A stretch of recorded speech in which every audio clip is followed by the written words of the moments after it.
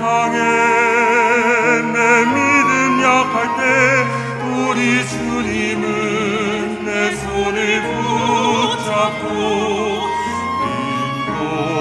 인도하신다.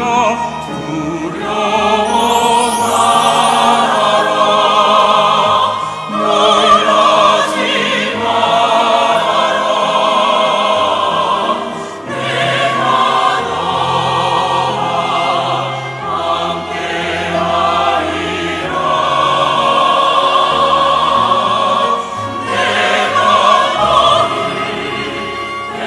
택했으니 너는 내 것이라.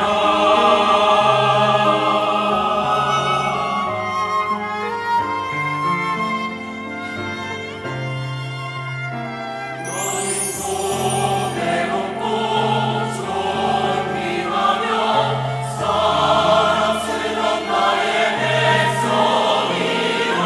내가 너를 지었고 만들었도다. 물속을 지나갈 때 물속을 지날 때도 내가 너희와 함께 할 것이라. 나는 주 여호와 내 하나님이로다. 이스라엘의 떠난 창구 원장이니라.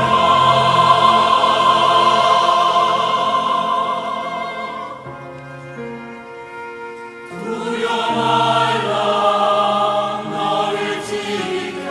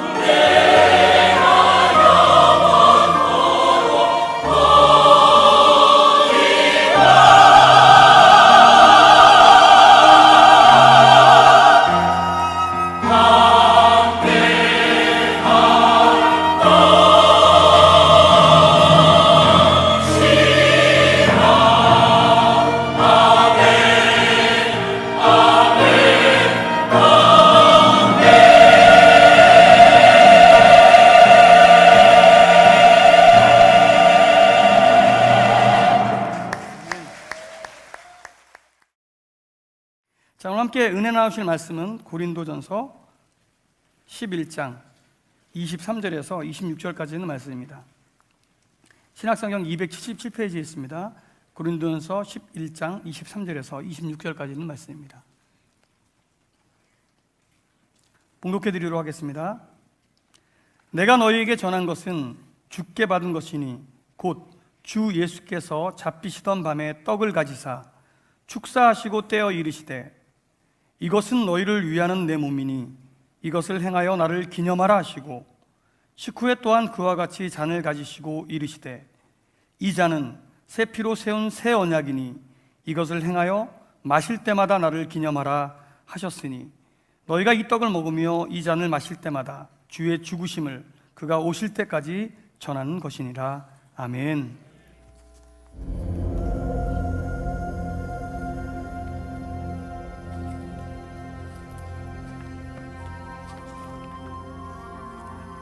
Nama jest nako. Daudi. Sana'ani. Resha. Diavella sigi min be'ele. Endoradafuli. Ildefonakom. Altik halon. Ddim yn achma. Di hoda casta. Di la. Ddim yn yma.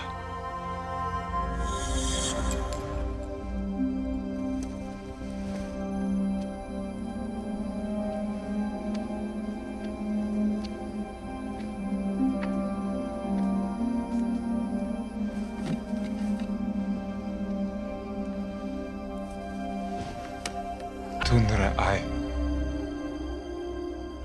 Avata rabata nash. Yavech ayok lehom. Kabilule. Wa okulu. Tenau kishmi.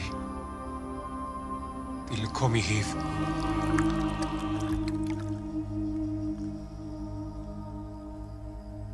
Kabilu. Steu. Tenademi. De breitha chadatha di hiflecom wathrabin di mashlech chatayin. Bodo denale de grani.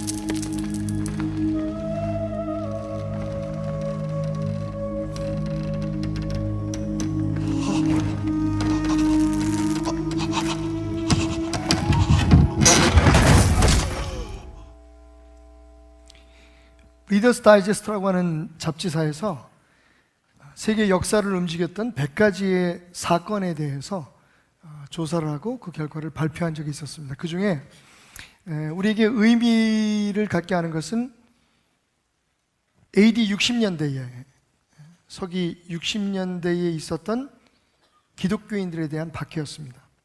두 가지 이유 때문이었죠. 첫째는 로마의 황제가 아닌 다른 왕을 섬긴다는 이유였습니다.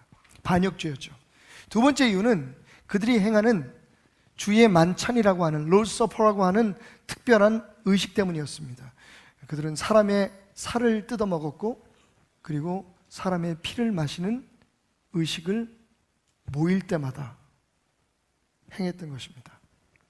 결국 그 일로 인해서 그리스도인이라고 불리는 사람들은 사자굴에 던져지고 끓는 기름솥에 들어가서 죽음을 맞이했습니다.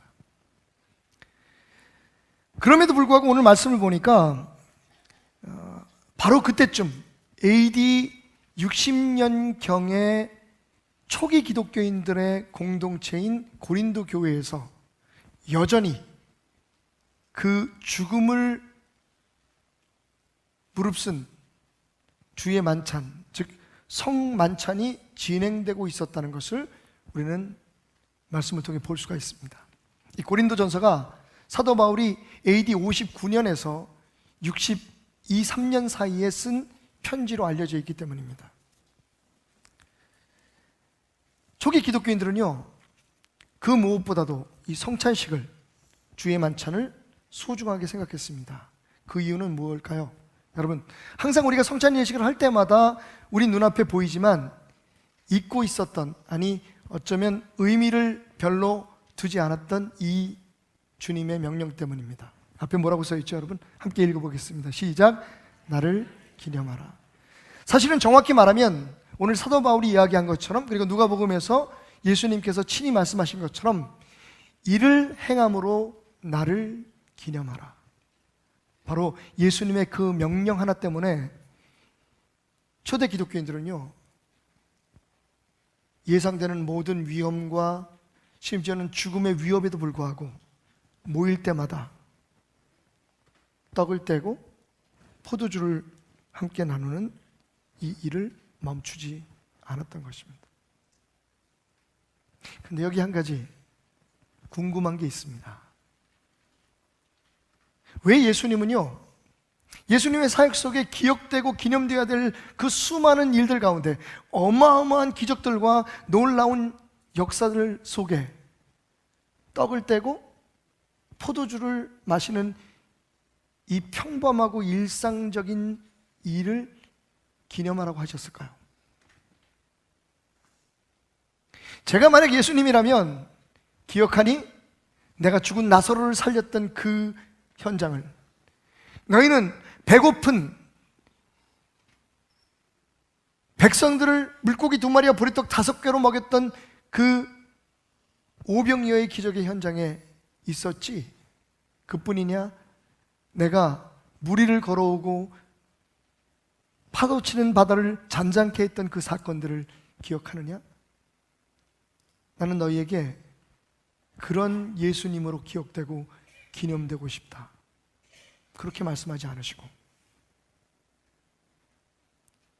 그냥 항상 해왔던 그 수많은 만찬 가운데, 6월절 만찬 가운데, 특별히 그날 밤 예수님이 잡히시던 그날 밤 제자들에게 떡을 떼어주시며 포도주를 나눠주시며 이것이 내 몸이고 이것이 너희를 위해 흘린 내 피라 말씀하셨던 그 식사 자리를 기념하라고 하셨을까요? 바로 그 이유는 기독교의 본질이 십자가에 있기 때문입니다. 여러분, 요즘 우리가 많이 변질됐죠? 변화와 변질은 좀 차이가 있는 것 같아요. 많이 변화도 되었는데 그 변화의 과정 속에서 참 많이 변질되었다는 생각을 갖습니다. 그래서 오늘 저는 아드 폰테스, 본질로 돌아가자라고 하는 이 외침을 여러분에게 던지고 있는 겁니다. 우리는요, 예수님이 일으키셨던 기적, 예수님을 통해서 우리가 누릴 수 있는 그 축복, 이런 것에 더 많은 기념과 기억에 에너지를 쏟고 있습니다. 그런데 정작 예수님은 그런 것들을 기념하라고 말씀하지 않으셨습니다. 그런 것들을 기억하고 그런 것을 심지어는 기대하라고 말씀하지 않으셨습니다. 내가 너희들에게 내 피 위에 세워진 내 십자가 위에 모여든 그 공동체인 너희 교회에게 소망하는 것이 있다. 바로 이 떡과 잔을 기억하라. 맞습니다, 여러분. 우리가 하나님을 믿고 예수님을 믿으면서 누릴 수 있는 많은 축복들이 있습니다.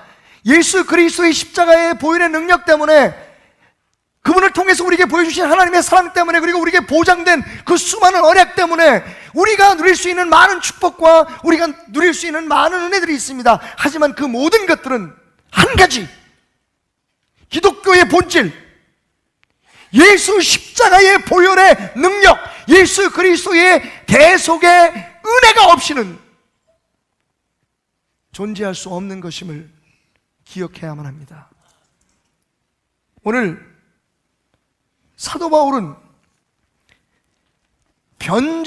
시간이 흐르면서 변질되어가는 주의 만찬에 대한 안타까운 성도들의 모습을 바라보며 그것을 말하고 있는 겁니다. 다른 복음은 없나니 다만 어떤 사람들이 너희를 교란하여 그리스도의 복음을 변하게 하려 함이라. 그러나 우리나 혹은 하늘로부터 온 천사라도 우리가 너희에게 전한 복음 외에, 십자가의 복음 외에 다른 복음을 전하면 저주를 받을 것이라. 우리가 전에 말하였거니와 내가 지금 다시 말하노니 만일 누구든지 너희가 받은 것 외에 다른 복음을 전하면 저주를 받을지어다. 여러분, 사도 바울이 예수님을 만나고 난 후에 참 많이 변했습니다. 그의 태도가 변할 것뿐만 아니라 그의 목표가 변한 것뿐만 아니라 그의 인격이 변하고 인품이 변했습니다. 그는 원래 출세를 위해서, 자기의 신앙을 위해서 예수 믿는 사람들을 잡아 죽이려 쫓아다니던 사람이었습니다. 그랬던 그가 예수님을 만나는 후에 바뀌었습니다. 오히려 그를 때리고 그를 옥에 가두는 사람을 축복하고, 심지어는 예수를 증거하다가 옥에 갇혀 있어서 고통을 당할 때에도 찬송을 부르며 기도하는 사람, 기다리고 배려하고 양보하고 용납하는 사람으로 변해 있었던 겁니다. 그런데 그런 그가 갈라디아에 쓴 편지를 통해서 이렇게 말합니다. 내가 전한 복음 위에, 기독교의 본질인 십자가 복음 위에 다른 복음을 전하는 자들에게는 저주가 있을지어다. 여러분, 사도 바울은 저주하는 사람이 아닙니다. 그런데 이 부분에 있어서만은 그는 멈출 수가 없었습니다. 여기서 우리가 주목해야 할 것은 다른 복음이라는 말입니다. 다시 말하면 복음을 조금 뒤틀고 복음에 조금 설탕을 바른 것입니다. 잘못된 복음이 아닙니다. 예수가 아닌 다른 신을 가르치는 종교를 얘기하는 것이 아닙니다. 그 잘못된 신앙과 참복음 사이에 다른 복음, 마치 겉으로 보기에는 십자가를 이야기하는 것 같고 겉으로 보기에는 예수의 은혜를 이야기하는 것 같지만 듣다가 보면 축복을 이야기하고 평안을 이야기하고 세상 사람들이 추구하고 세상 사람들이 원하는 그것을 예수의 이름을 빙자하여서 예수의 십자가를 빗대어서 이야기하고 있는 그 다른 복음들이 사도 바울의 마음에 감당할 수 없는 아픔을 주었던 것입니다. 한번 따라해 봅시다. 십자가의 복음 외에 다른 복음은 없습니다. 여러분, 복음은 이거 하나입니다. 그 십자가의 복음으로 말미암아 우리가 병도 치유함을 받고 그 십자가의 복음으로 말미암아 우리가 이 세상에 살면서 평탄한 축복을 누리기도 하고 그 복음으로 말미암아 우리의 자녀들이 하나님이 누리게 하시는 하나님의 자녀들이 누리는 복을 받게 되는 것이지, 십자가의 복음을 배제하고 그 외의 것들이 마치 기독교의 본질인 것처럼 이야기하는 것은 위험한 일이라는 것을 말씀드리고 있는 겁니다. 우리가 행하고 있는 성찬식에 이러한 진리들을 간접적으로 경험하게 하는 일이 있습니다. 여러분, 보실 때마다 성찬식을 할 때마다 여러분이 느끼셨겠지만 왜 성찬기 위에 이 볼을 덮을까요? 한 번쯤 생각해 보신 분 계십니까? 어떤 분들은 위생적인 이유 때문이라고 말합니다. 특히 박태남 목사 같은 경우에는 침이 잘 튀어가지고 이 보가 없으면 이 위에 있는 떡과 포도주 잔에 제 침이 섞여 들어갈 것 같아서 생각만 해도 별로 기분 안 좋죠? 아무리 주님의 몸을 상징하는 떡이라고 해도. 그런데 여러분 보십시오. 이 볼을 벗기면 모든 성찬기에 뚜껑이 덮여 있습니다. 그건 말이 안 됩니다. 어떤 사람은 얘기합니다. 바로 아까 목사님께서 지적하신 것처럼 그 앞에 적혀 있는 문구 때문입니다. 이를 행함으로 나를 기념하라.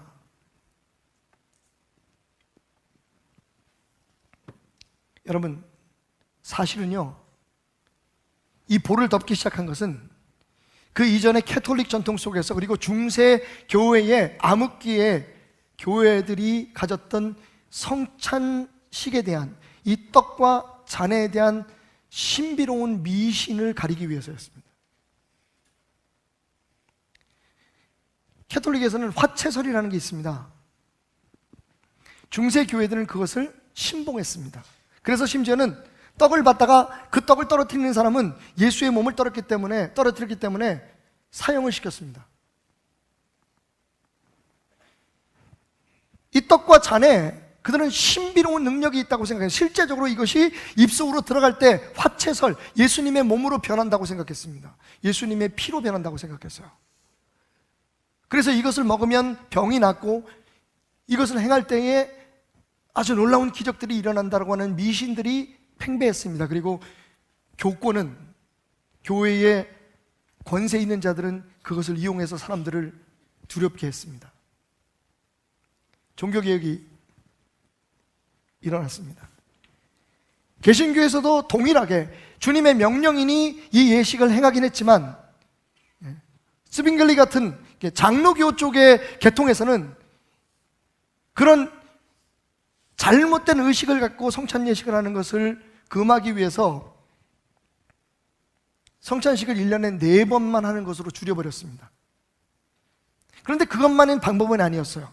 지금도 한국교회 전통은 역시 장로교회 전통을 따르고 있기 때문에 많은 교회들이 1년에 한 4번 정도 어떤 특별한 절기에만 성찬식을 합니다. 너무 가볍게 이 성찬을 하지 않게 하기 위해서, 그리고 그 안에 담길 수 있는 신비적인 요소들을 방지하기 위해서. 그리고 다른 쪽에서는 이 성찬식에 사용하는 떡과 포도주 위에 볼을 덮기 시작했습니다. 성찬 예배에 참석하는 사람들로 하여금 이 위에 쌓여 있는 것에 대한 불건전한 상상을 하지 못하게 하기 위해서. 심지어는 성찬식을 하기 전에 모든 성찬식에 사용하는 떡과 잔을 성전 뒤에 숨겼다가 가지고 나온 적도 있었다고 말합니다. 여러분, 이게 다 의미가 있는 겁니다. 결국 무슨 뜻일까요? 십자가 말고 다른 걸 생각하지 말라는 겁니다. 십자가가 핵심이라는 겁니다. 오늘 예수님 말씀하신 것처럼, 그리고 사도 바울이 말한 것처럼 너희들이 이것을 행함으로 주의 죽으심을 그가 오실 때까지 전하는 것이다.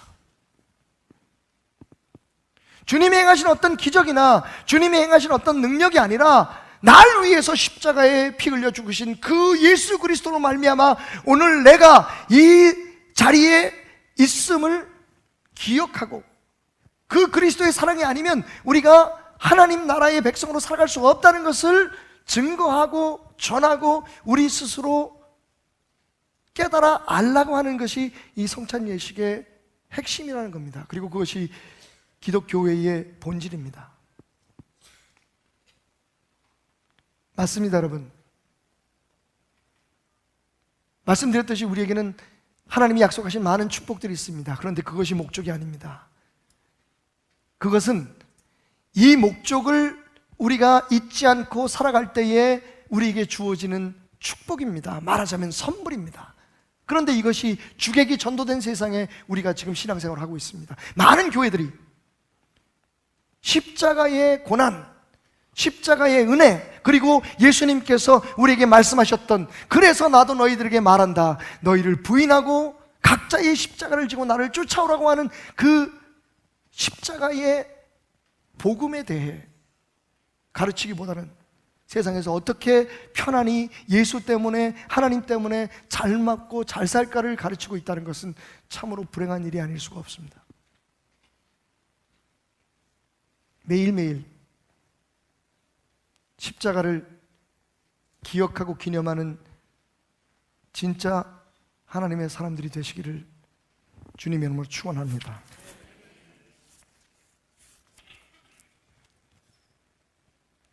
재미있는 얘기 하나 해드릴까요? 이건 아마 여러분들의 삶에서 가장 현실적인 주님의 만찬을 기념하는 방법이 될 겁니다. 여러분, 식사하실 때 기도하시나요? 어떻게 기도하시죠? 두 끼 하시는 분은 두 번 기도하시고, 세 끼 드시는 분은 세 끼 하시고, 또 한 5끼 드시는 분은 5번 기도하시나요? 간식 먹을 땐 기도 안 하시나요? 어쨌든 여러분, 기도하실 때 어떻게 기도하시나요? 아마 대부분 감사 기도합니다. 그리고 이어서 하나님 앞에 이 음식을 먹고 힘을 내서 더 축복된 삶을 살게 해달라고 기도할 겁니다. 그런데 여러분, 참 재밌죠? 우리는 하나님께서 주신 생명, 그 안에서 누릴 수 있는 하나님의 축복의 식탁을 받고도 하나님 앞에 더 많은 것을 달라고 기도합니다. 잘못된 것은 아닙니다만 거기 빠진 게 있습니다. 그게 뭔지 아세요? 날 위해 피 흘리신 예수의 은혜의 고백 없습니다.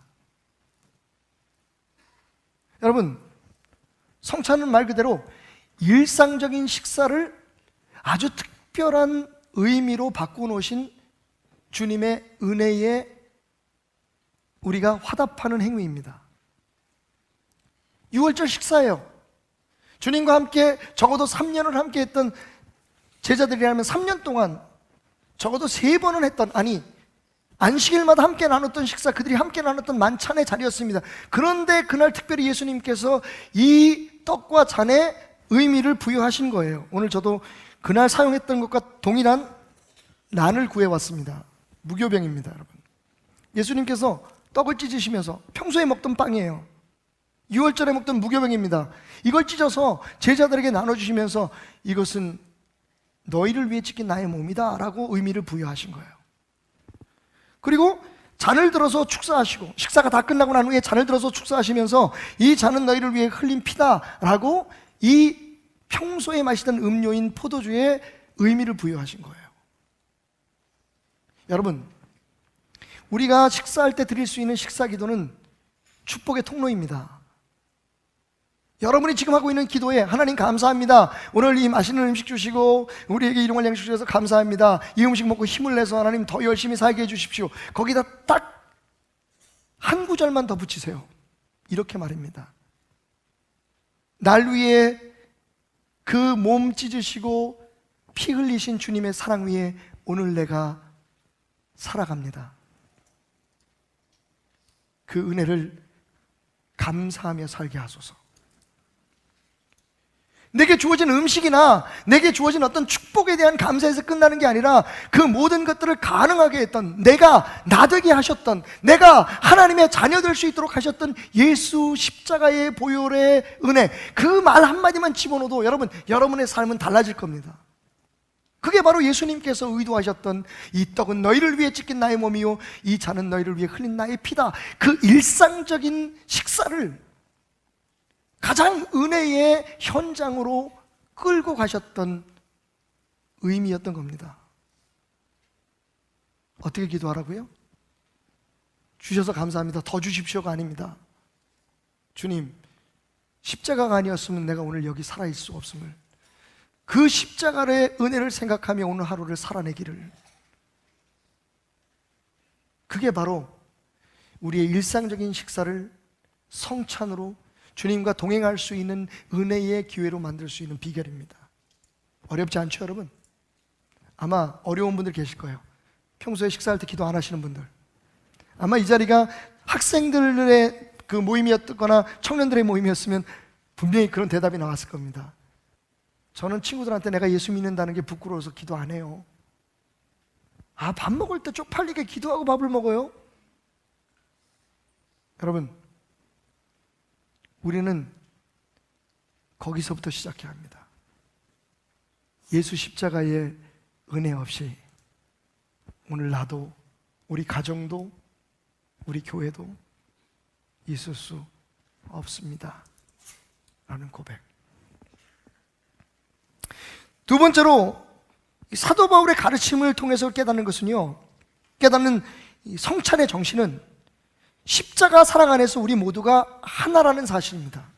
한번 따라해 봅시다. 십자가 사랑 안에서 우리 모두는 하나입니다.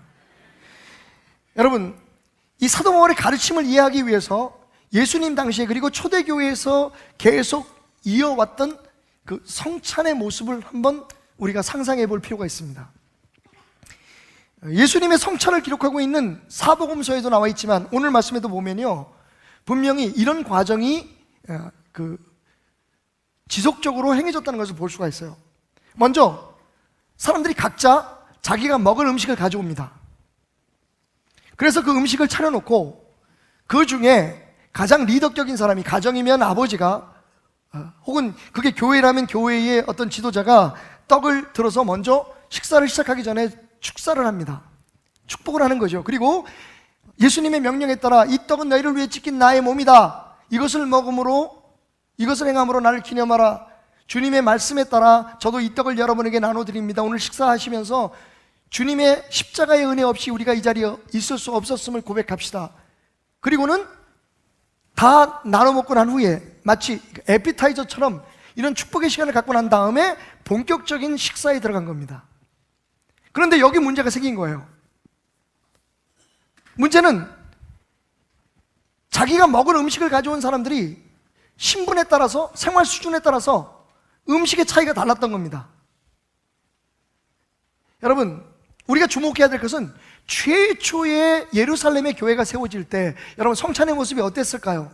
분명히 알고 있듯이 부자들이요, 자기들의 재산, 자기들이 가지고 있는 것들을 사도들 앞에 내놓고 교회에서 그것을 두루두루 가난한 사람 부자 할 것 없이 다 나눠 주었습니다. 당연히 떡을 떼고 성찬을 하는 그 자리도, 애찬을 하는 그 자리도, 식사하는 자리도, 예수님을 기억하며 식사하는 그 자리도 굉장히 공평했을 겁니다. 거기는 주인도 종도 부자도 가난한 사람도 많이 배운 사람도 그렇지 않은 사람도 사회적으로 인정받는 사람도 그렇지 않은 사람도 없었습니다. 그런데 이게 시간이 흐르면서 불과, 그죠? 여러분 생각해 보십시오. 이게 60년대의 일이라면, AD 60년대 일이라면 불과 30년도 채 가지 않아서 어떻게 변했느냐. 많이 가져온 사람은 많이 먹고, 돈이 없어서 먹을 것을 가져오지 못한 사람들은, 먹는 사람들이 남길까 기대하고 있다가 그나마 남기지 않고 다 먹고 가면 배를 쫄쫄 굶고 집으로 가야 했다는 겁니다.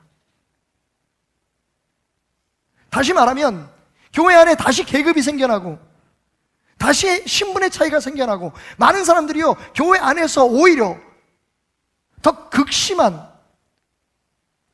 분열을 경험하게 되었다는 겁니다. 사도 바울이 그것을 얘기하고 있습니다. 그는 우리의 화평이신지라 둘로 하나를 만드사 원수된 것 곧 중간에 막힌 담을 자기 육체로 하시고 법조문으로 된 계명의 율법을 폐하셨으니 이는 이 둘로 자기 안에서 한 세 사람을 지어 화평하게 하시고 또 십자가로 이 둘을 한 몸으로 하나님과 화목하게 하려 하심이라. 원수된 것을 십자가로 소멸하시고 또 오셔서 먼데 있는 너희에게 평안을 전하시고 가까운 데 있는 자들에게 평안을 전하셔서 이는 그로 말미암아 우리 둘이 한 성령 안에서 아버지께 나아감을 얻게 하려 함이라. 그러므로 이제부터 너희는 외인도 아니고 나그네도 아니고 오직 성도들과 동일한 시민이요 하나님의 권속이라. 너희는 사도들과 선지자들 터 위에 세우심을 입은 자라. 그리스도 예수께서 친히 모퉁이 돌이 되셨느니라. 에베소 교회에 쓴 사도 바울의 편지를 보면 이방인이나 유대인이나 구분이 없다는 겁니다. 잘 사는 사람이나 못 사는 사람이나 지위가 높은 사람이나 그렇지 않은 사람이나 심지어는 주인이나 종도 주님 안에서 모두 다 한 아버지의 형제이고 모두가 다 성도요 동등한 하나님의 사람들이라는 것을 기억하라고 말하고 있는 것입니다. 오늘 말씀을 볼까요? 11장 17절, 고린도전서 11장 17절에 보면 사도 바울이 이렇게 말합니다. 내가 명하는 이 일에 너희를 칭찬하지 아니하나니 이는 너희의 모임이 유익이 못되고 도리어 해로움이라. 여러분 교회 나오는 게 해로울 수 있다는 겁니다. 우리의 이 공동체가 해로울 수 있다는 겁니다. 어떤 경우입니까? 먼저 너희가 교회에 모일 때 너희 중에 분쟁이 있다함을 들었고 어느 정도 믿거니와 너희 중에 파당이 있어야 너희 중에 옳다 인정함을 받을 자들이 나타나게 되리라. 부정하지 않았습니다. 사도 바울은 때로는 교파가 갈라지고 교회 안에 파당이 일어나는 것이 진리를 더욱 분명하기 위해서 필수 불가결한 필요악일 수도 있다. 그런데 여러분 사도 바울이 그걸 인정한 건 아닙니다. 그것을 받아들인 게 아니에요. 그러면서 뭐라고 얘기하냐면 그런즉 너희가 함께 모여서 주의 만찬을 먹을 수 없으니 이는 먹을 때에 각각 자기의 만찬을 먼저 갖다 먹음으로 어떤 사람은 시장하고 어떤 사람은 취함이라. 너희가 먹고 마실 집이 없느냐? 너희가 하나님의 교회를 업신여기고 빈궁한 자들을 부끄럽게 하느냐? 내가 너희에게 무슨 말을 하랴? 너희를 칭찬하랴? 이것으로 칭찬하지 않노라. 교회 안에서 내가 힘이 있고 교회 안에서 내가 능력이 있다는 것을 과시하기 위한 일들이 벌어지기 시작했다는 겁니다. 가난한 사람들은 항상 그 성찬이 주님의 떡을 나누는 그 행위가 끝나고 난 후에 뒤에 서가지고 부자들이 자기가 가져온 음식들을 다 먹고 배불리 그것도 포도주를 먹고 취해서 그러고 갈 때까지 뒤에 기다리고 있다가 배를 쫄쫄 끊고 떠나는 일들이 일어나기 시작했다는 겁니다. 여러분 남의 얘기 같지 않지 않습니까? 여전히 우리들 교회 안에서 계급이 있습니까? 교회에 더 많은 일을 하고 헌금을 더 많이 내고 사회적으로 더 인지도가 있어서 교회의 자랑거리가 되는 사람이 더 대접받고 있지는 않습니까? 그리고 그래야만 이 교회에 나오고 싶다고 생각하고 있지는 않습니까? 한 가지 더 재미있는 얘기를 여러분 들려드릴게요. 지난 금요일에도 잠시 말씀을 드렸습니다만 우리 장로님들이 이 앞자리에 앉으십니다.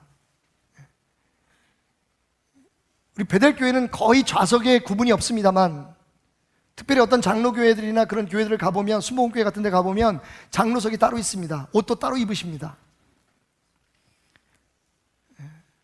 우리가 이 교회의 장로다 라는 것을 예배 시간이나 혹은 평소에도 보여주고 싶었던 겁니다. 그런데 한 가지 비밀을 말씀드릴게요.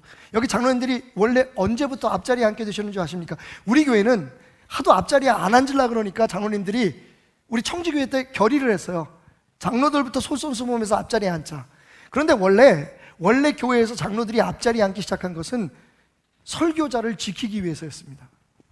500년 전 종교개혁이 일어났어요. 캐톨릭의 극단주의자들이 지금 일부의 이슬람 사람들처럼 개신교를 파괴하려고 하는 계획을 세웠습니다. 그래서 종종 개신교의 목사가 설교를 할 때 캐톨릭 청년들이 뛰어들어와서 흉기로 해하기도 하고 예배를 방해했습니다. 그래서 그 교회의 지도자들은, 소위 그 교회에 연세가 있고 그 교회에 존경받는 장로들이 앞자리를 지키게 된 거예요. 여러분, 우리 장로님들을 위해서 기도 많이 하셔야 돼요. 여기 강도 들어오면 이분들이 와서 그 칼 대신 맞아둘 분들이에요, 이분들이. 저 지금 이건 농담하거나 만들어낸 얘기 절대로 아닙니다. 교회 사에 나와 있는 얘기예요. 그래서 사실은 교회 지도자들이 맨 앞자리를 차지하고 있었다는 거예요. 종종 일어날 수 있는 그 불미스러운 일에 목회자를 지키고 공동체를 사수하기 위해서 몸을 던져서 그 위기를 모면하게 해줬던 분들이 그 시대의 안수 집사들, 장로들이었던 거예요. 그런데 어느새 이게 바뀌어가지고요, 교회의 계급이 돼버렸어요. 나 장로니까 나 여기 받지, 나 이 옷 입었지. 여러분, 정말 감사한 건 우리 교회 장로님들은 그렇지 않아요. 듣기 좋으라고 드리는 말씀 아닙니다.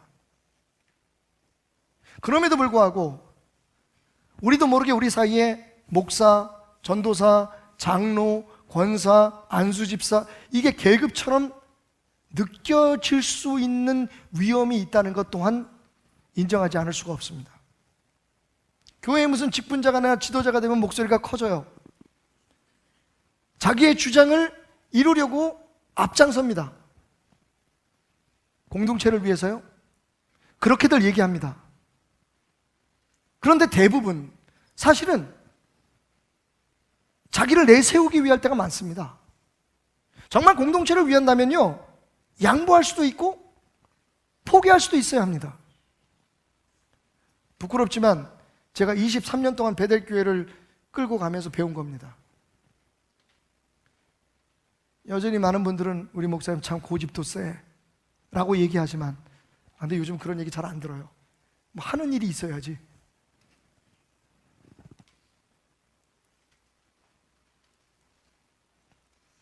여러분, 예수님께서 성찬을 행하셨을 때 그날 무슨 일이 있었습니까? 제자들이요, 그 12명밖에 안 되는 제자들이 누가 더 높냐고 다퉜어요. 그래서 예수님께서 그들의 발을 씻겨주시고 이런 말씀을 하셨습니다. 내가 주인이요 선생이라고 너희들에게 불림을 받지만 나는 오늘 이 자리에서 너희의 발을 씻긴다. 그리고 이 떡과 잔을 너희에게 나누어 주며 종처럼 섬기는 자의 자리에 있다.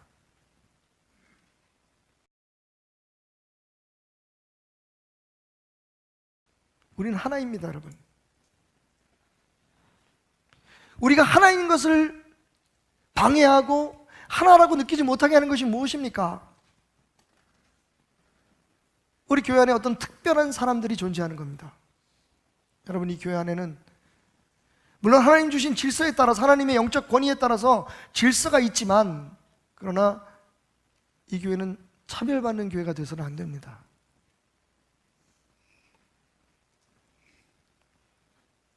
개인적으로 저는 그래서 항상 미안합니다.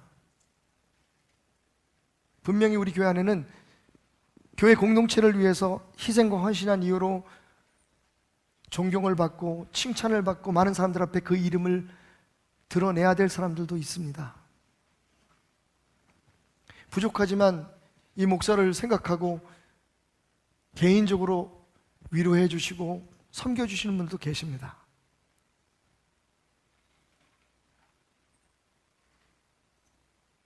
그런데 그 누구도 칭찬해 드릴 수가 없습니다.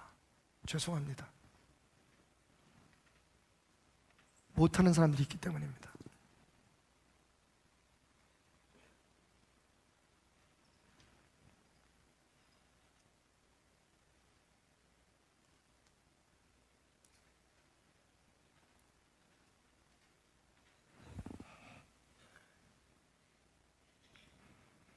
사회적으로 인정받고 영향력 있는 분들 우리 교회 안에 계십니다. 언제부턴가 대한민국의 20대 기업에 들어가는 큰 회사의 회장님도 우리 교회 가족들과 함께 나오시고, 저는 그분 여러분 앞에 소개한 적 없었습니다. 제게는 다 베델의 가족일 뿐입니다.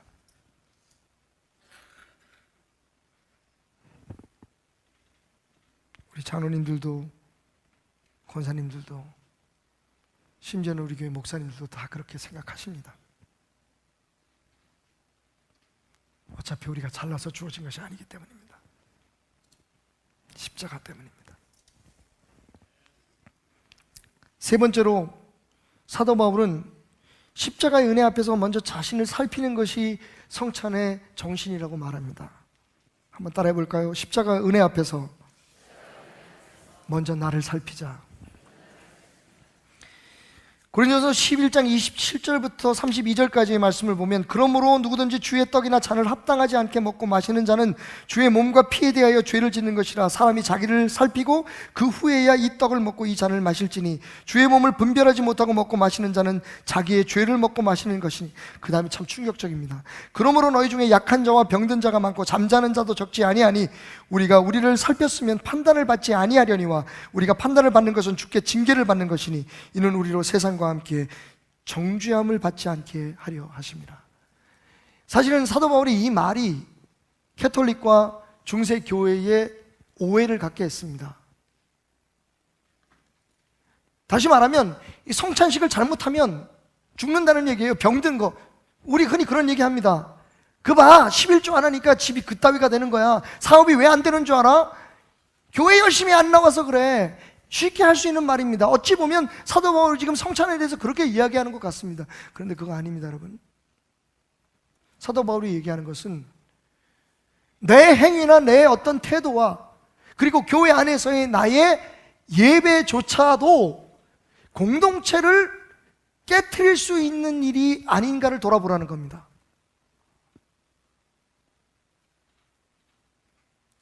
나는 잘한다고 하는 건데, 나는 옳다고 하는 건데 그것이 오히려 공동체에 해가 되고 아픔이 될 수 있는 것은 아닌지.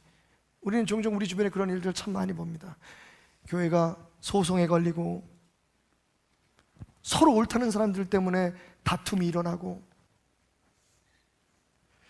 저는 우리 교회 참 좋은 성도님들을 몇 분 알고 있습니다. 그분들이 예전에 다녔던 교회에 여러 가지 분쟁이 일어나고 아픈 일들이 있었습니다. 문제 일으키지 않고 조용히 떠나서 우리 교회에 왔습니다. 저는 더 많은 책임감을 느낍니다. 그분들이 정말 편안하게 여기서 진짜 하나님의 나라를 누릴 수 있었으면.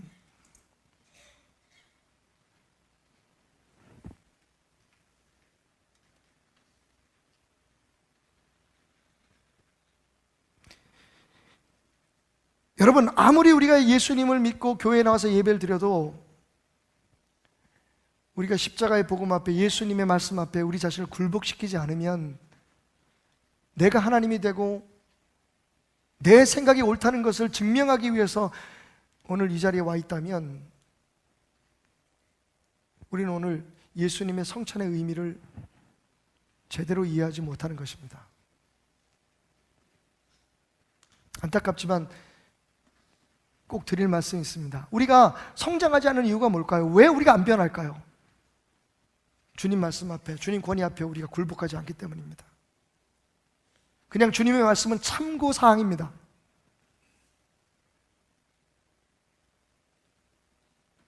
주님의 은혜는 내가 살아오는 삶의 조금 보탬이 될 뿐입니다. 그건 성찬의 정신이 아닙니다.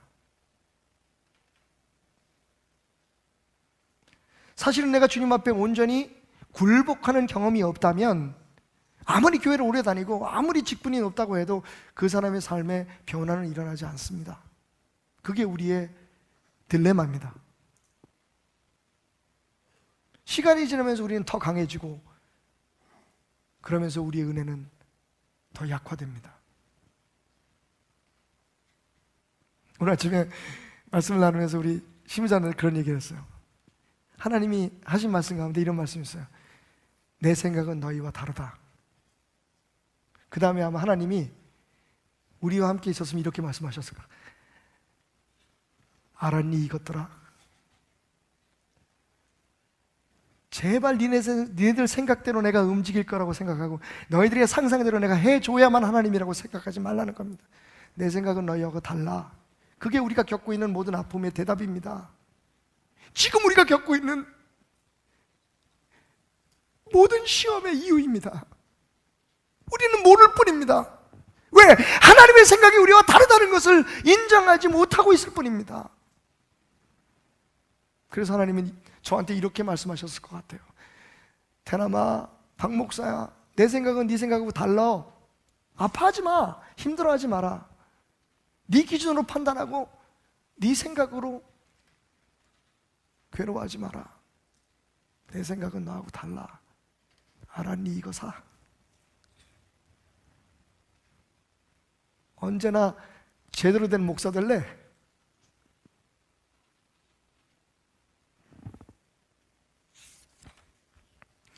여러분을 살피십시오. 혹 나의 존재가 공동체, 내가 지금 포기할 수 없는 그 일이 공동체에 해가 되고 있지 않은지 생각해 보십시오. 무엇 때문에 그것을 고집하고 있는지.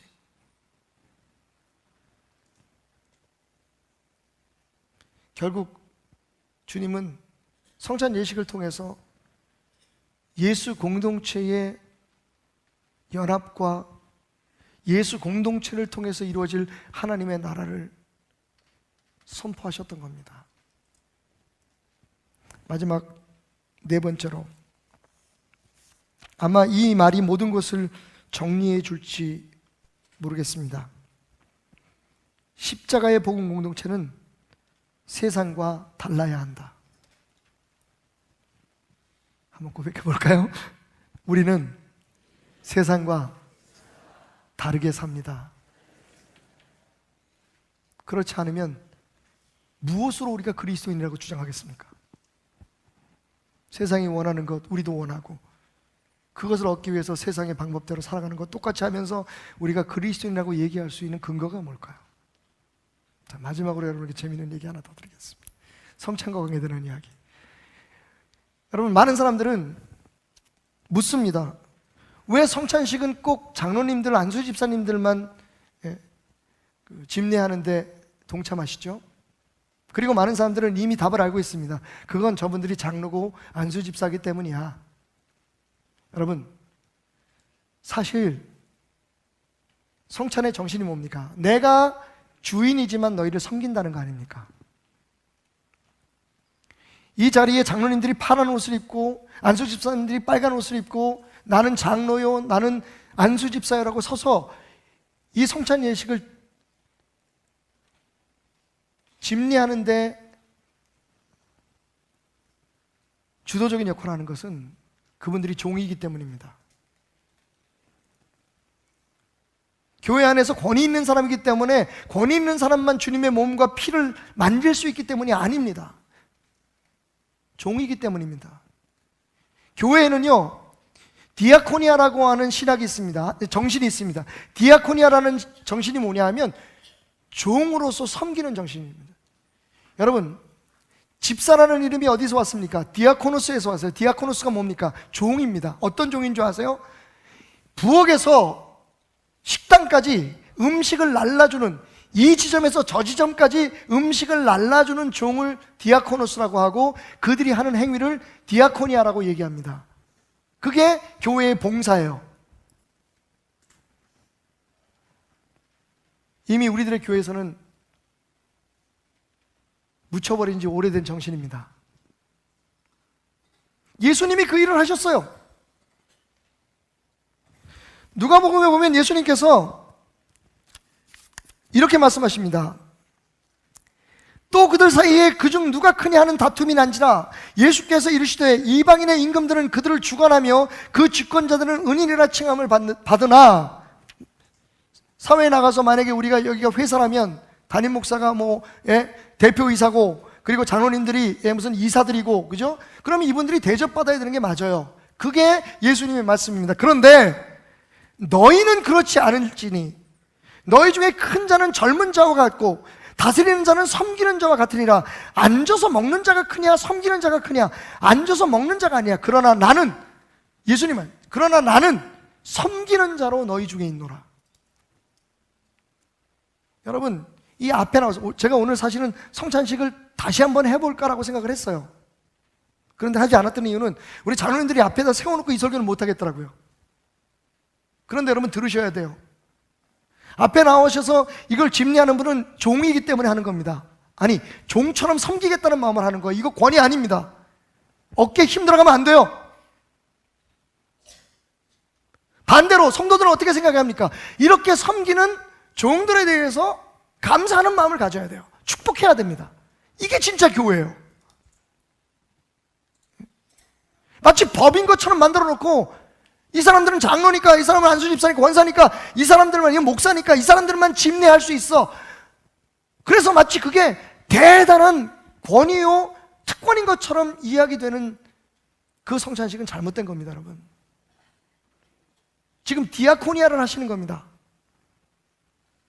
종이 돼서, 예수님처럼 종이 돼서 성도들을 섬기는 자리에 있는 거예요.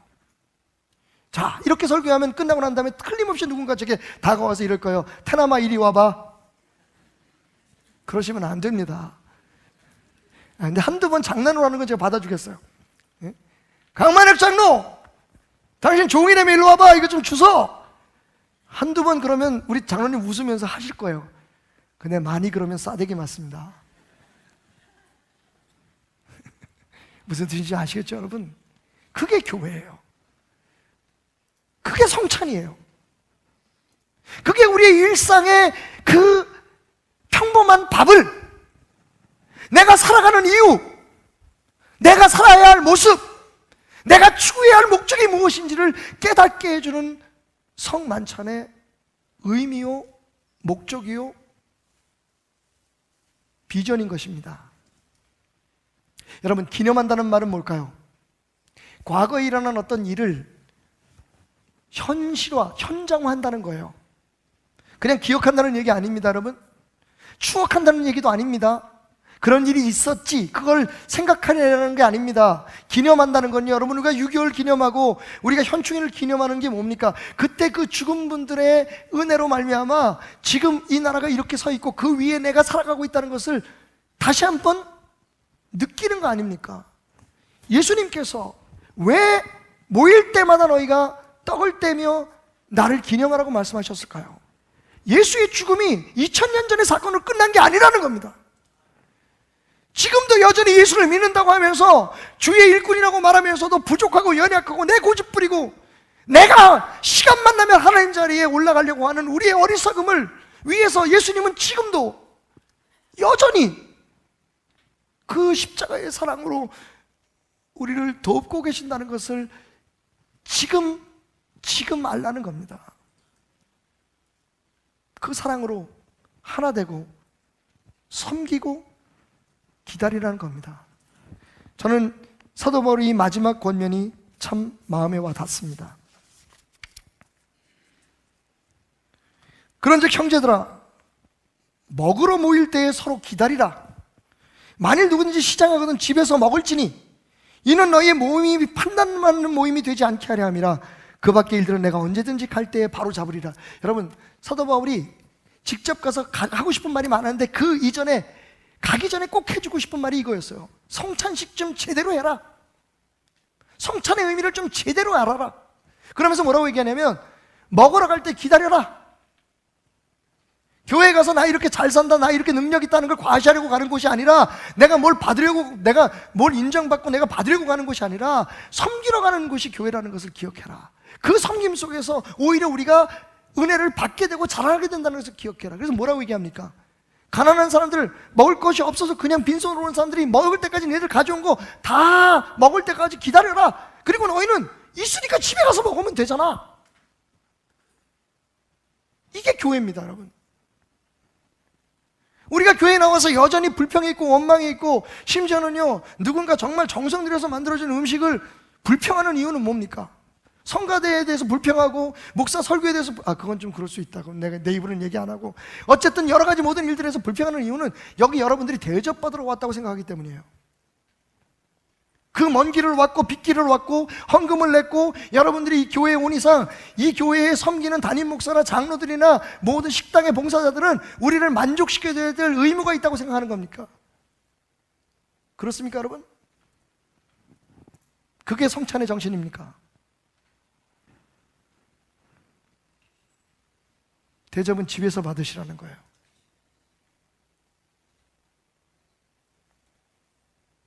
여러분이 필요한 건 미리 채우고 오시라는 겁니다. 그리고 여기선 나눠주고 섬기고 종이 되라는 겁니다. 그러면 주의 은혜가, 주의 놀라운 능력이 자연스럽게 여러분의 삶을 주관하게 될 것이라는 겁니다.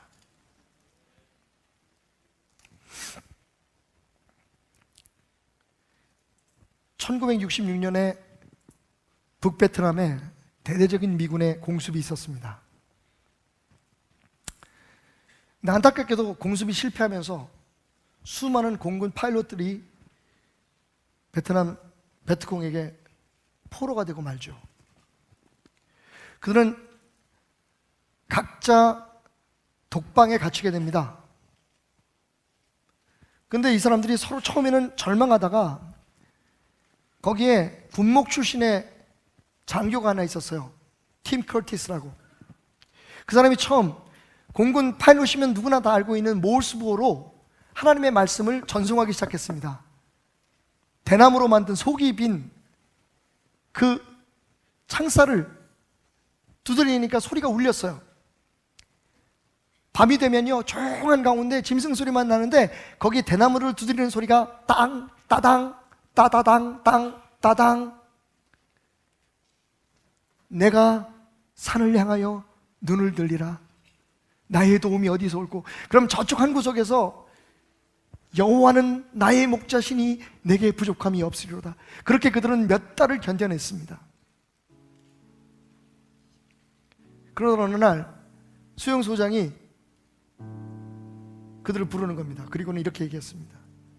너희들이 태도가 좋아서 너희들이 하고 싶은 일 한 가지만을 허용하겠다. 그게 뭐냐? 커티스가 말했습니다. 우리에게 성경을 읽을 수 있도록 허락해 주십시오. 단은 어렵고 단 3사람에게 성경을 읽을 기회를 주겠다. 3사람이 뽑혔습니다. 그리고 매일매일 그들은 성경을 자유롭게 읽을 수 있는 권한을 받게 되었죠. 그들은 그냥 읽지만 않았습니다. 그들이 받은 정말 허접한 휴지 위에 성경 말씀을 쓰기 시작했습니다. 그리고 그것을 감옥에 돌아가면 돌렸어요. 그렇게 1년을 버티고 드디어 1971년 부활절 아침에 팀 커티스가 그곳에 있는 모든 포로들을 한자리에 모았습니다. 부활절 예배를 드리기 위해서였습니다. 모든 위험을 무릅쓰고 그들은 하나님을 예배하지 않을 수 없었던 겁니다. 누군가가 어젯밤 먹다가 남긴 빵 조각을 내놓습니다. 또 어떤 사람은 그들에게 배급되었던 멀건 미역국 한 그릇을 내놓았습니다. 그리고 그 자리에서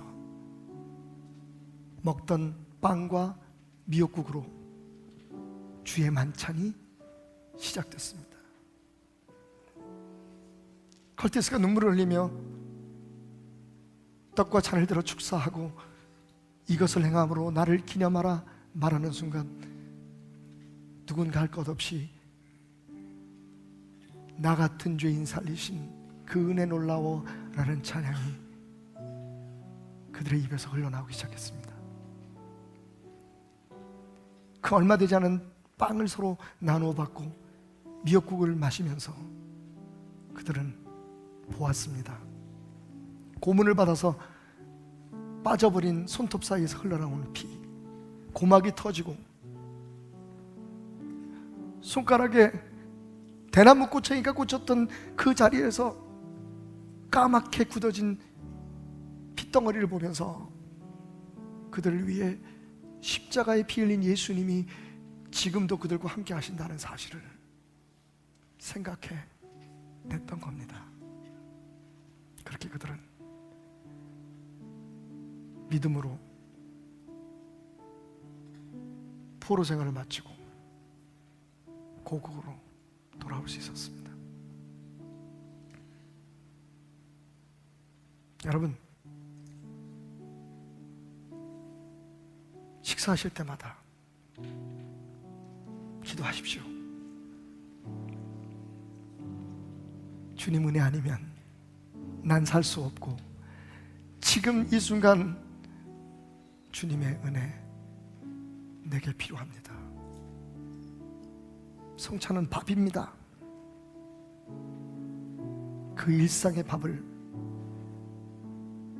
주님의 은혜로 바꾸어 놓는 것, 그게 주님의 명령입니다.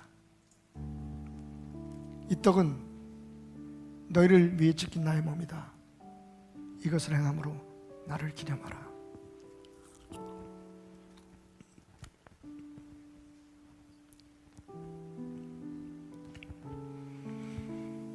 이 잔은 너희를 위해 쏟은 나의 피다. 이것을 행함으로 내 죽음을 내가 다시 올 때까지 온 세상에 전하라.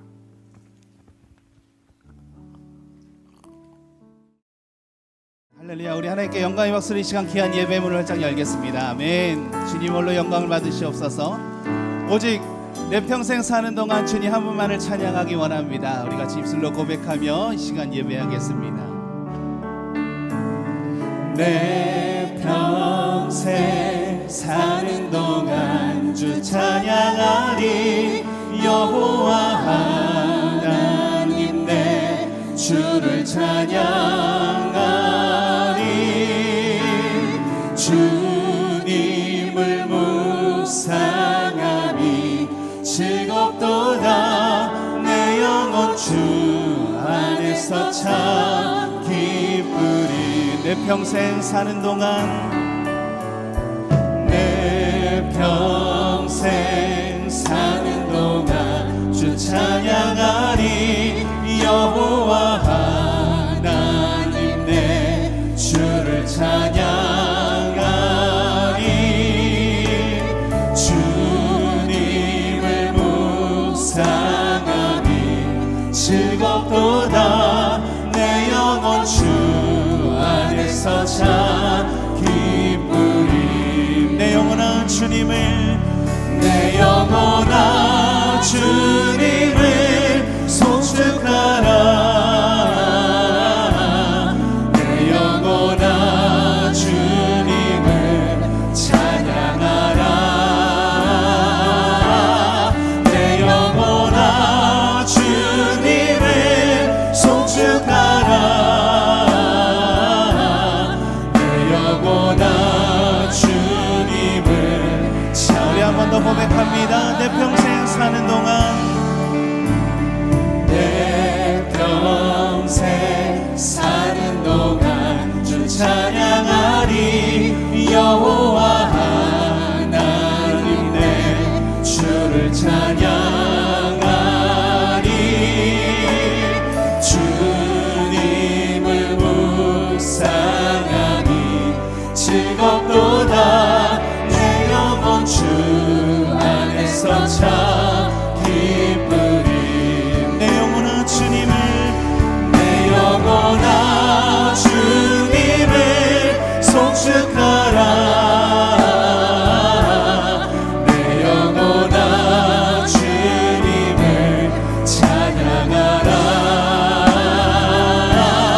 내 영혼아 주님을 송축하라. 내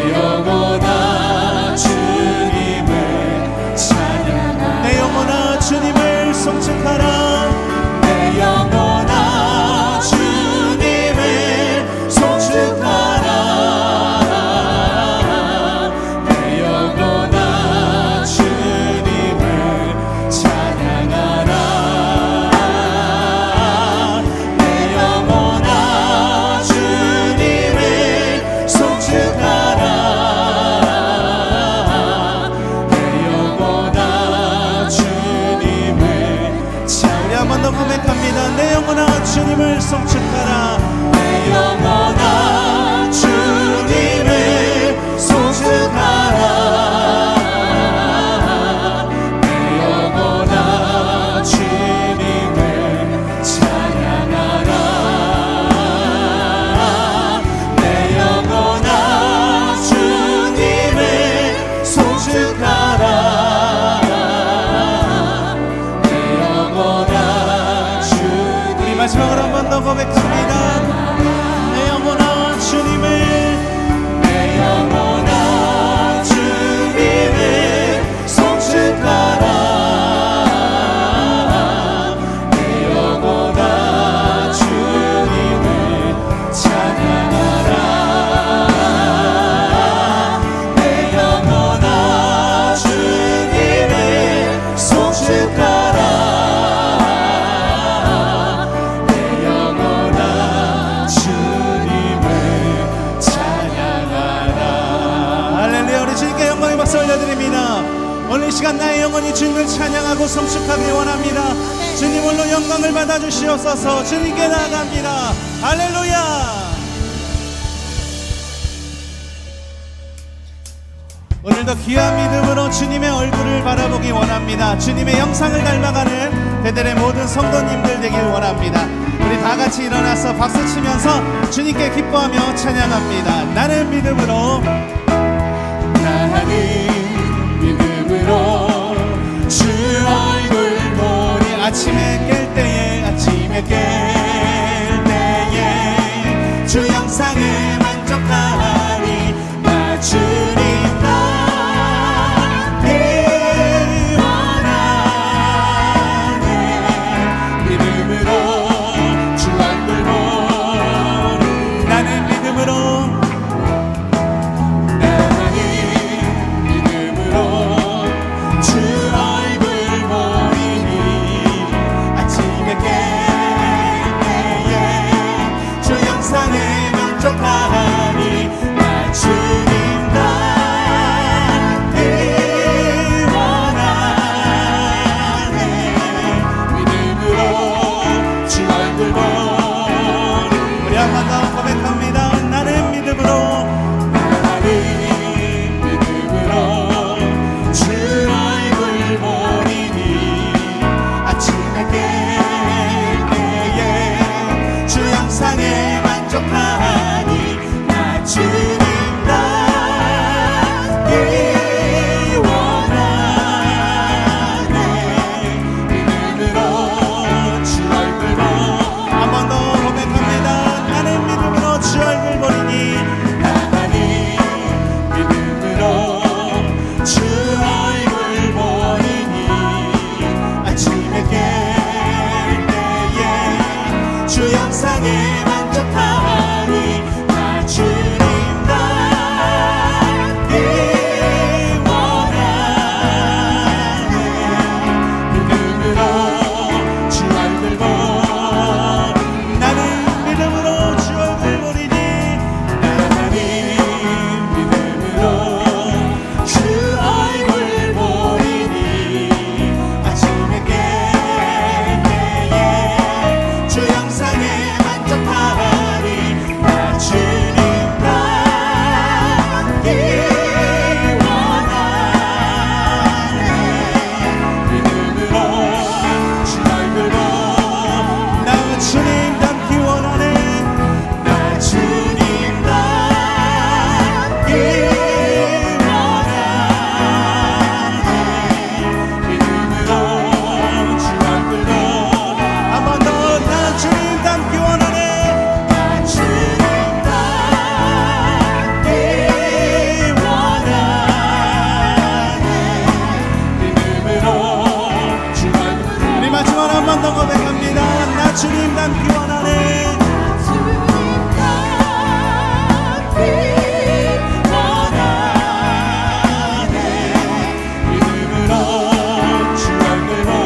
우리 계속해서 박수 치며 주님께 찬양합니다. 오늘 이 시간 주님의 자비가 내리기 원합니다. 주의 자비가 내려와 내려와, 주의 자비가 봄비같이 주의 자비가 내려와 나를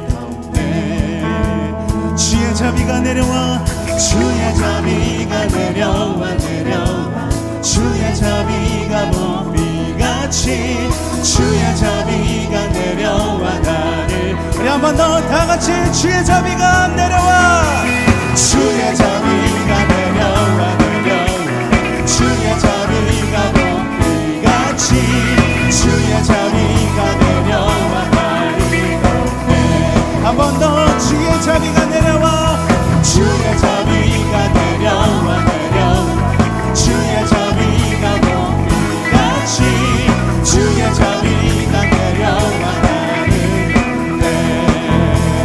헤이호 헤이호 주의 자비하심 헤이호 주의 은혜로 헤이호 나는 영원히 춤추리 헤이요 주의 자비하신 것 헤이호 주의 자비하심 헤이호 주의 은혜로 헤이호 나는 영원히 우리 한 번 더 선포합니다 주의 자비가 내려와 내려와 주의 자비가 내려와 내려와 주의 자비가 봄비같이 주의 자비가 내려와 나를 덮네 주의 자비가 내려와 내려와 주의 자비가 봄비같이 주의 자비가 내려와 나를 덮네 헤이요 주의 자비하신 헤이호 주의 자비하신 것 헤이호 주의 은혜로 헤이호 나는 영원히 춤추리 한 번 더 헤이요 주의 자비하신 것 헤이호 주의 자비하신 것 헤이호 주의 은혜로 헤이호 나는 영원히 춤추리 헤이요 주의 자비하신 헤이호 주의 주의 은혜와 헤이호 주의 은혜로 헤이호 나는 영원히 우리 마지막으로 한 번 더 선포합니다 헤이요 주의 자비 헤이호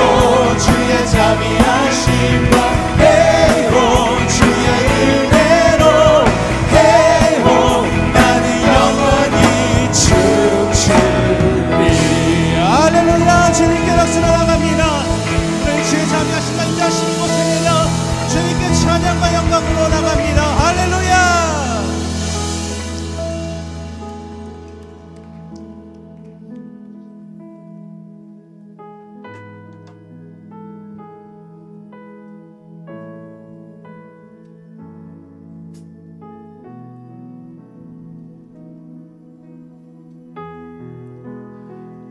우리의 만왕의 왕 되시고 위대하신 왕 되신 주님의 그 크신 십자가의 은혜를 항상 기억하며 귀한 예배 가운데 나아가기를 원합니다.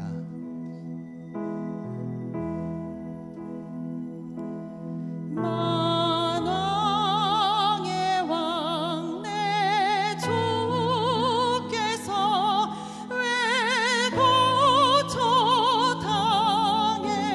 고초당했나 이 벌레 같은 날 위해 그 보혈을 렸네 같이 고백합니다. 만왕의 왕 만왕의 왕 내 주께서 왜 고초당했나 이 벌레 같은 날 위해 그 보혈을 렸네 만왕의 왕 내 주께서 만왕의 왕 내 주께서 왜 고초당했나 이 벌레 같은 날 위해 그 보혈을 려 주 십자가 못 박힘을 주 십자가 못 박힘에 속죄야만 있나. 그 긍휼함과 그 은혜 말할 수 없도다. 십자가 내가 처음 볼 때에 나의 맘의 큰 고통 사라져. 오늘 믿고서 내 눈 밝았네. 담내 기쁨 영원한. 늘 울어도 그 큰 은혜, 늘 울어도 그 큰 은혜 다 갚을 수 없네. 나 주님께 몸 바쳐서 주의 한 번 더 고백합니다. 늘 울어도 그 큰 은혜, 늘 울어도 그 큰 다 갚을 수 없네. 갚을 수 없네. 나 주님께 몸 바 주의 일 힘쓰리. 내 힘쓰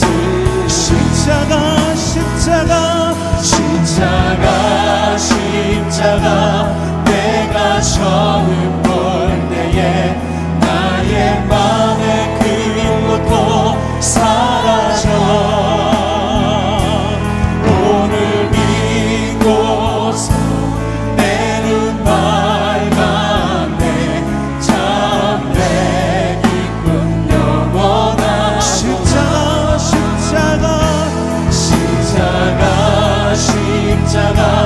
내가 처음 나의 맘의 큰 고통이 나의 맘의 큰 고통 사라져. 오늘 믿고서 내 눈 밝았네. 참내 기쁨. 우리 마지막 한 번 더 고백합니다. 십자가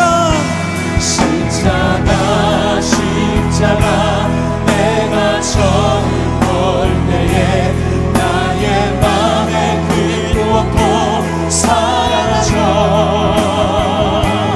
오늘 믿고서 내 눈 밝았네. 참내 기쁨 영원한. 주대로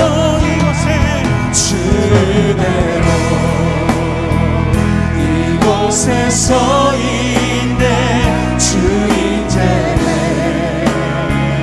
엎드려 절하네. 그 어느 것도 난 필요 없네. 주님만 경배해. 주대로 이곳에 서인데 주인제에 엎드려 절하네. 그 어느 것도 난 필요 없네. 주님만. 주대로 이곳에 서 있습니다. 주대로 이곳에 서 주인제에 절하네. 그 어느 것도 나 필요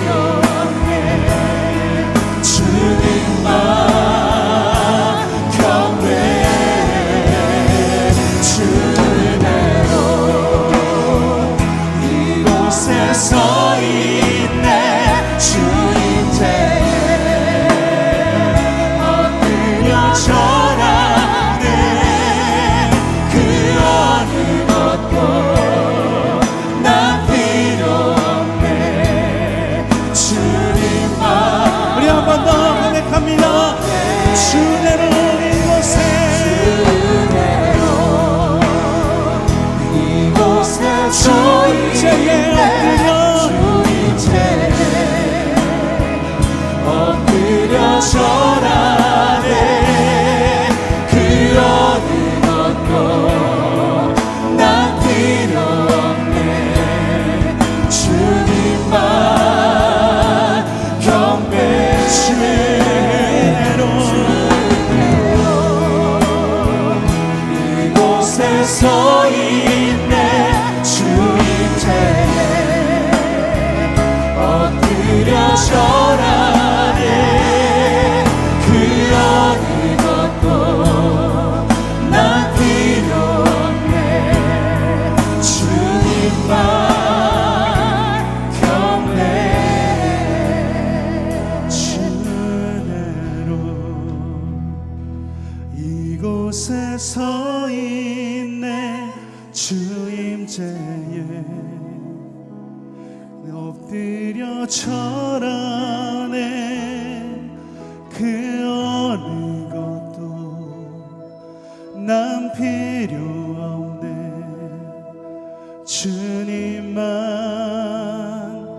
경배해 주내로 주내로 이곳에 서 있네 주임제에 엎드려 절하네 그 어느 것도 난 필요 없네 주님만 경배해. 할렐루야. 주님께 영광을 박수를 시간 나아갑니다. 주 은혜로 이곳에 서 있으며 주 임재에 엎드려 주님의 영광을 바라보며 오늘 이 예배 가운데 함께 하실 주님께 나아갑니다. 할렐루야.